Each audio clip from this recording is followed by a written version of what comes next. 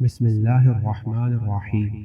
چنگیز خان نے اپنے دور حکومت میں ایک قانون بنایا تھا کہ کوئی شخص سرعام جانور کو ذبح نہیں کر سکتا، اور جو شخص گوشت کھانا چاہتا ہے وہ جانور کا گلا گھونٹے یہاں تک کہ وہ جانور مر جائے۔ اس قانون سے مسلمان بڑے پریشان ہوئے، کیونکہ اسلام میں ایسا گوشت کھانا حرام ہے۔ ایک منگول کا گھر ایک مسلمان کے گھر کے ساتھ تھا۔ وہ منگول اس مسلمان سے شدید نفرت کرتا تھا۔ ایک دن اس منگول نے اپنے مکان کی چھت سے دیکھا کہ اس کا مسلمان ہمسایہ اپنے گھر کے صحن میں بیٹھ کر گوسفند ذبح کر رہا ہے۔ اس نے موقع کو غنیمت جانا اور اپنے قبیلے کے چند افراد کو لے کر مسلمان کے گھر میں داخل ہو گیا اور اسے ذبح شدہ گوسفند اور چھری سمیت پکڑ کر چنگیز خان کے سامنے پیش کیا، اور چنگیز خان سے کہا کہ اس نے آپ کے قانون کی مخالفت کی ہے، اس لیے اسے سزا ملنی چاہیے۔ چنگیز خان نے پوچھا کہ تم نے اسے کہاں ذبح کرتے ہوئے دیکھا؟ اس نے کہا، میں نے اسے اپنے گھر میں ذبح کرتے ہوئے دیکھا تھا۔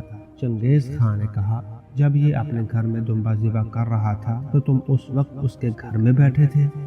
اس نے کہا، نہیں، میں نے اپنی چھت سے اسے ذبح کرتے ہوئے دیکھا۔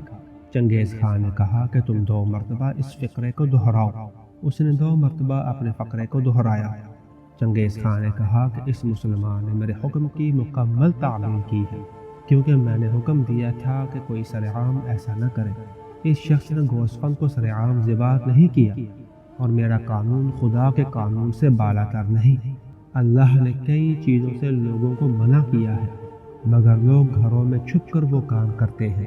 انہیں پھر بھی سزا نہیں دی جا سکتی، کیونکہ انہوں نے لوگوں کے سامنے وہ انجام نہیں دیے ہوتے۔ اصل مجرم وہ نہیں، تو ہے، کیونکہ تو اپنے مکان کی چھت پر چڑھ کر لوگوں کے گھروں میں تانگ جھانک کرتا ہے۔ پھر چنگیز خان نے جلاد کو حکم دیا کہ اس کو قتل کر دیا جائے، تاکہ اس کے بعد کسی کو دوسروں کے گھروں میں تانگ جھانک کی جرأت نہ ہو۔